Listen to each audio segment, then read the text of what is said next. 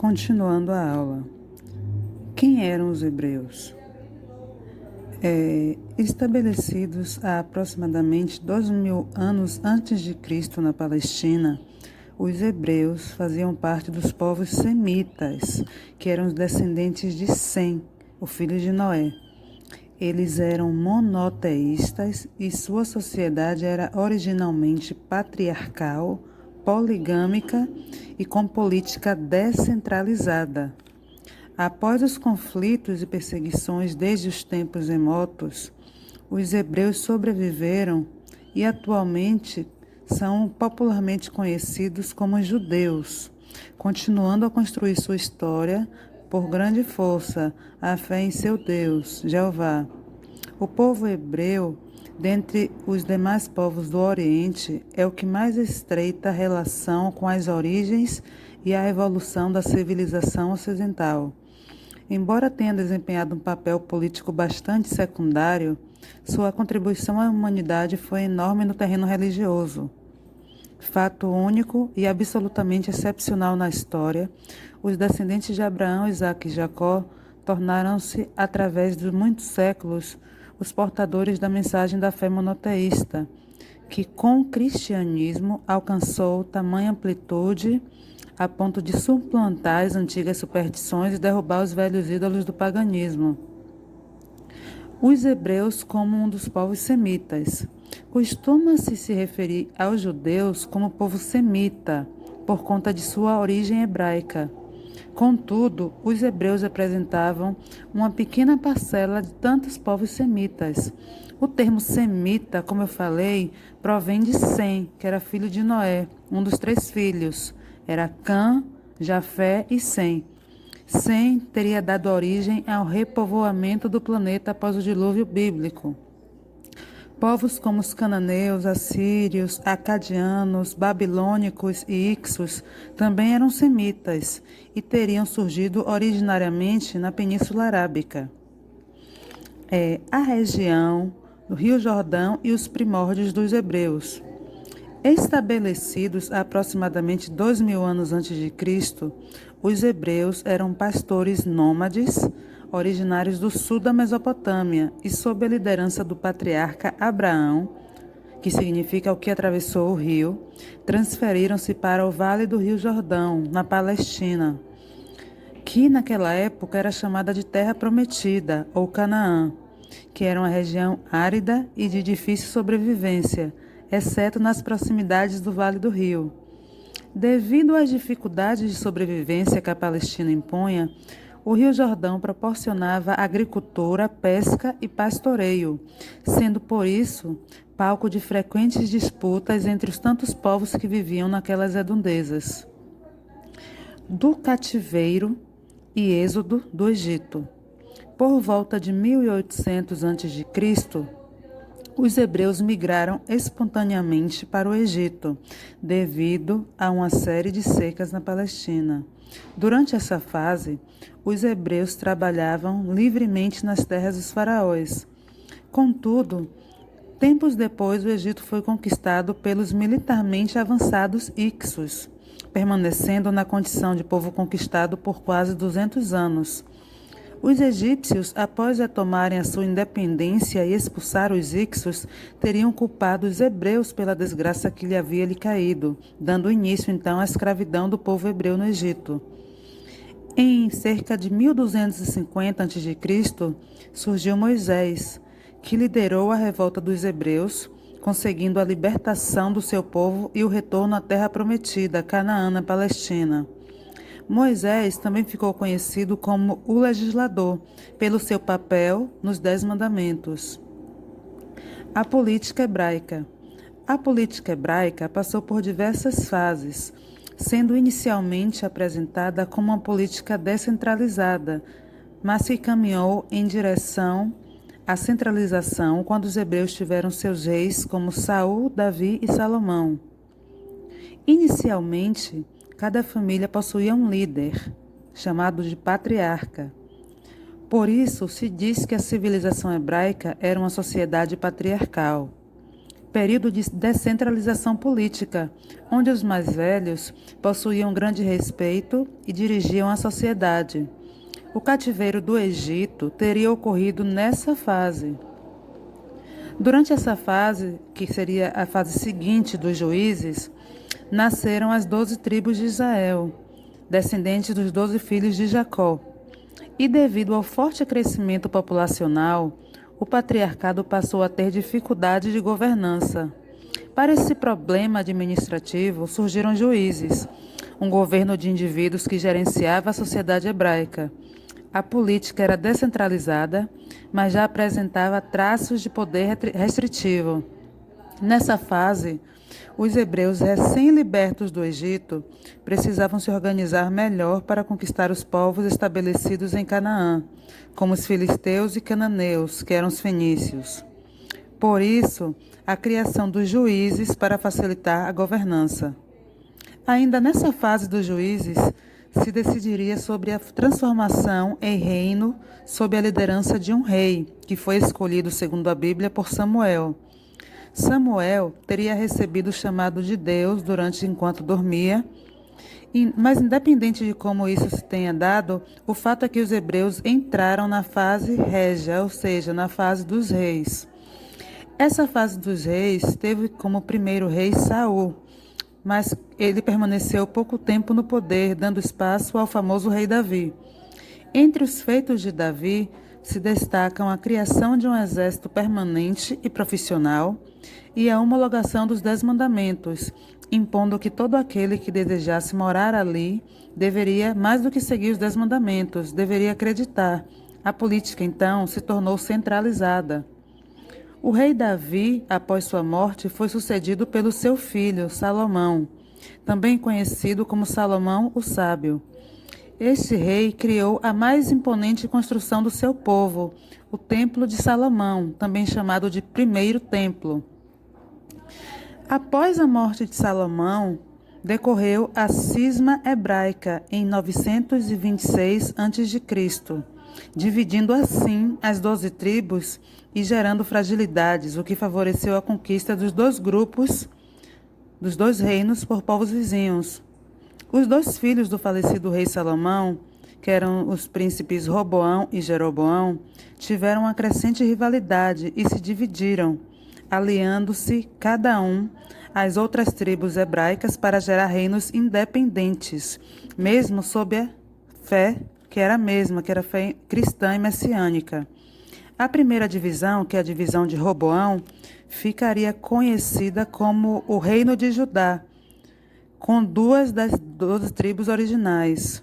É desse reino que vem o termo judeu, que é um termo estendido aos demais hebreus e popularizado pelo destaque que Judá teve durante determinado período. A segunda ramificação, que seriam as tribos que ficaram com Jeroboão, fundaram o reino de Israel, com 10 das 12 tribos. O reino de Israel não demoraria a ser dominado pelos assírios, fato que ocorreu em 722 a.C., enquanto que o reino de Judá se manteria livre por mais alguns séculos, mas encontrando o mesmo fim nas armas dos babilônicos sob o comando de Nabucodonosor II, em 587 a.C., quando se iniciou o cativeiro da Babilônia. Nesse período, sob o jugo babilônico, os hebreus permaneceram escravizados por cerca de 50 anos, quando foram libertados por Ciro II, que liderou os persas contra o Império Babilônico, vencendo e conquistando. Disse, de acordo com os textos bíblicos, que Ciro, mais conhecido como Ciro o Grande, teria recebido uma mensagem de Deus dos hebreus para que os libertassem. Por outro lado, segundo a política persa de praxe, povos dominados pagariam tributos em vez de serem escravizados. Independentemente da real causa, Ciro libertou os hebreus enviando-os de volta à sua região anterior, na Palestina, mas sob o regime de tributação ao Império Persa. Ciro também ficou conhecido por sua tolerância, destreza social e principalmente como um dos maiores conquistadores da história. Atualmente é um dos grandes heróis da Pérsia, um dos nomes oficiais do Estado moderno do Irã. Os hebreus, então, foram dominados pelos impérios macedônico e romano. Em aproximadamente 1330 a.C., Alexandre o Grande conquistou não só a região dos hebreus, como também todo o Império Persa, além do Egito e a Mesopotâmia, em uma das campanhas militares mais extraordinárias da história. Alexandre chegou à atual Índia e nunca sofreu uma derrota em campo de batalha. Alexandre, que havia sido discípulo de Aristóteles, também compartilhava de uma política similar à persa, que consistia em conquistar, mas mantendo a estrutura burocrática dos povos vencidos. Alexandre concedeu autonomia aos hebreus, contudo, tudo logo mudaria com a precoce e misteriosa morte de Alexandre na Babilônia, em 323 a.C. Os romanos, diferentemente, agiram com brutalidade, escravizando povos em vastas regiões. Particularmente sobre os hebreus, havia um motivo especial para escravizar e destruir sua cultura: o Messias Jesus e a crença monoteísta cristã. Os romanos eram politeístas e cultuavam deuses com nomes de planetas e de modo similar aos gregos, como por exemplo, Júpiter, encontrando seu equivalente em Zeus, e Marte em Ares, deuses romanos e gregos respectivamente. Alguns imperadores romanos, principalmente os tidos como loucos, emplacaram perseguições severas aos hebreus. Os romanos se empenharam em destruir os hebreus e conseguiram no ano de 70 depois de Cristo.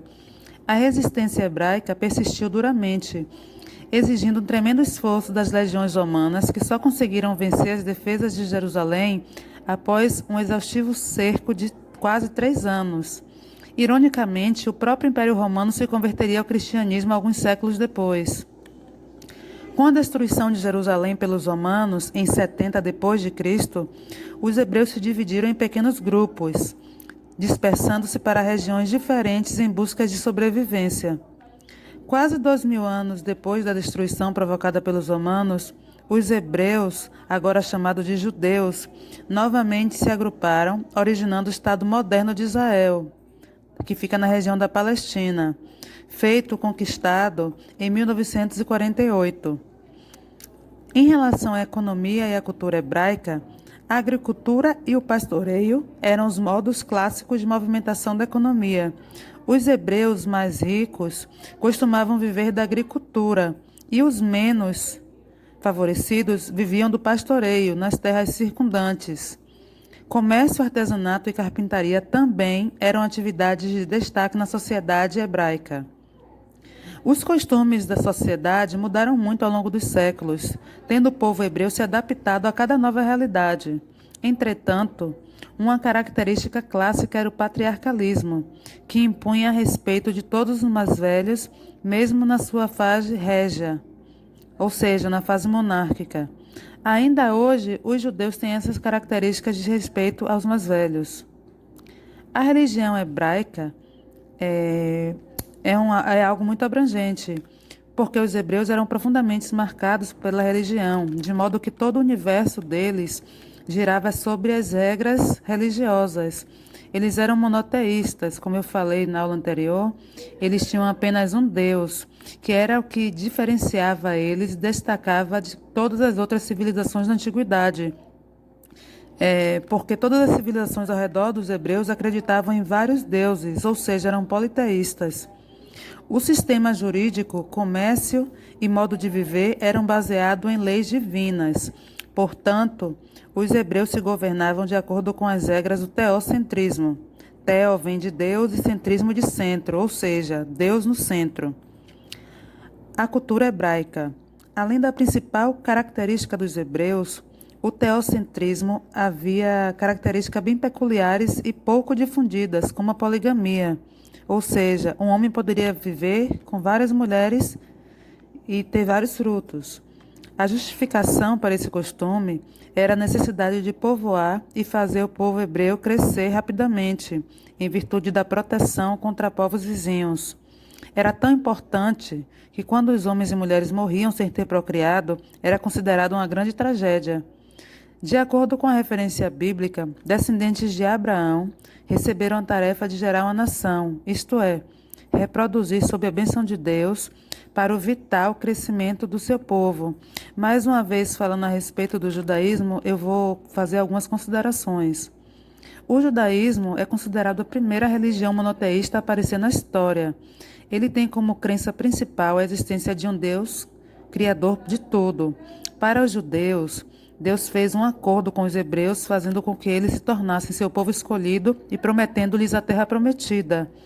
Atualmente, a fé judaica é praticada em várias regiões do mundo, porém é no estado de Israel que se concentra o maior número de praticantes. Os judeus também acreditam que a Bíblia foi escrita por homens, mas é uma história de Deus que os inspirou para que a escrevessem.